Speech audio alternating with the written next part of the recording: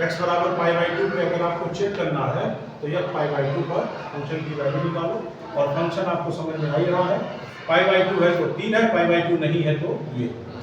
ठीक है ना। अब नहीं है तो का क्या मतलब है, चाहे छोटा हो चाहे बड़ा हो आपको यही देना है, लेकिन अगर पाई बाई 2 है तो आपको, ठीक है। तो पाई बाई 2 पर वैल्यू कितनी है, 3, बोलो फंक्शन की वैल्यू 3 है। अब इसके बाद हम एलएचआर निकाल लेते हैं। एलएचआर मतलब x tends to pi by 2 minus pi by 2 minus, यानी यहाँ पर हम क्या रखेंगे, x बराबर pi by 2 minus h tends to 0। तो limit h tends to 0 pi by 2 minus h,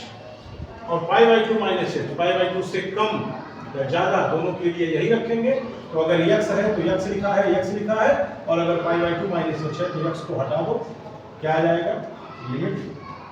x tends to 0 k into cos pi by 2 minus h upon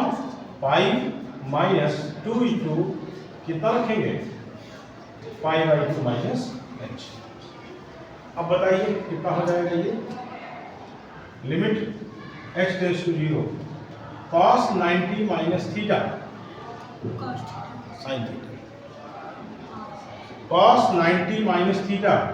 sine theta, तो ये हो जाएगा साइन h। पाई माइनस 2 से multiply करोगे तो 2 से 2 कटेगा, कट जाएगा, क्या आएगा माइनस पाई, और 2 अंदर भी जाएगा तो माइनस माइनस प्लस 2h, पाई से पाई कट गया, कितना आ जाएगा, limit x tends to 0 k by 2 sine h by h। यही तो है भाई, कुछ याद आया क्या,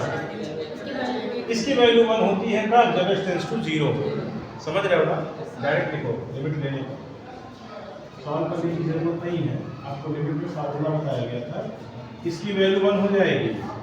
लिमिट x टेंस टू 0, तो मिला के कितना आएगा, k बाई 2 इंटू 1, कितना होगा, आगे आरएचएल निकालें, कोई आवश्यकता नहीं, हमको करना क्या था, k की वैल्यू निकालना। कंटिन्यूस है तो कंटिन्यूटी चेक नहीं करेंगे, तो लिखेंगे कि चूंकि x बराबर पाई बाई 2 पर फंक्शन क्या है, सतत है, इसलिए फंक्शन की जो पाई बाई 2 पर वैल्यू है और फंक्शन का जो एलएचआर है बराबर होगा, पाई बाई 2 पर वैल्यू कितनी है, पाई बाई 2 पर 3, और एलएचआर वैल्यू कितनी आई है, k बाई 2, मल्टीप्लाई कर देंगे तो k की वैल्यू ये, ठीक है, नोट कर लीजिए।